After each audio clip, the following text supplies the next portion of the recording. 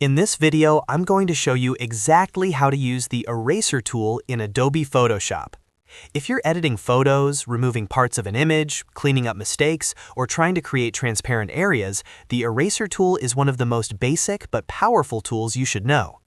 I'll walk you through how to select the tool, how to adjust the settings, how erasing actually works in Photoshop layers, and also show you a couple of useful variations of the eraser that many beginners don't know exist.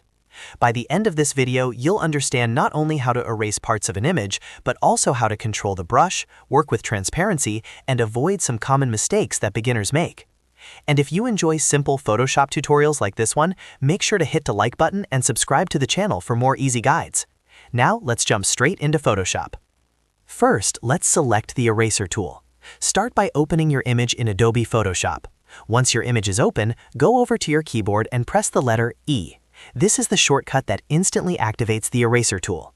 You can also select it manually by going to the toolbar on the left side of Photoshop and clicking on the eraser icon. Once selected, you'll notice your cursor changes to a brush circle, which represents the size of the eraser. This circle shows the area that will be erased when you click or drag on your image.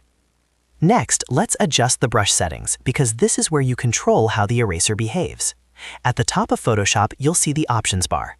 Here you can change several important settings. The first one is brush size. Brush size controls how large the eraser is. A bigger brush erases larger areas, while a smaller brush gives you more precision for detailed work. A quick tip here is to use the bracket keys on your keyboard. Press the left bracket key to make the brush smaller and the right bracket key to make the brush bigger. This is much faster than adjusting it manually.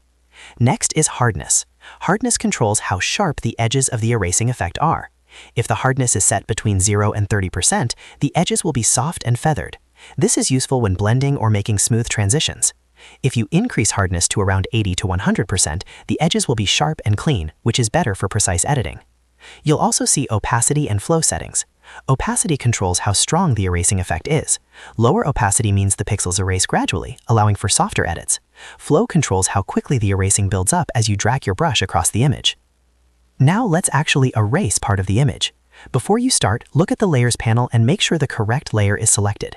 This is important because Photoshop will only erase pixels on the active layer. Once the right layer is selected, move your cursor over the part of the image you want to remove. Click and drag with your mouse or pen, and Photoshop will start erasing those pixels. As you drag the eraser across the image, the selected areas will disappear. Now let's talk about what actually happens when you erase something in Photoshop, because this depends on the type of layer you're using. If you're working on a normal layer, erasing pixels will create transparency. You'll see a gray and white checkerboard pattern appear, which represents transparent areas in Photoshop. However, if you try erasing on a locked background layer, the erased areas will not become transparent. Instead, they will be filled with the current background color. If you want transparency on a background layer, you first need to unlock it. To do this, go to the Layers panel and double-click on the background layer.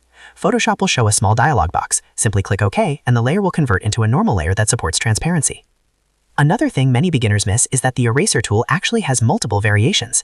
If you right-click and hold on the eraser tool in the toolbar, you'll see three options: the standard eraser tool, the background eraser tool, and the magic eraser tool.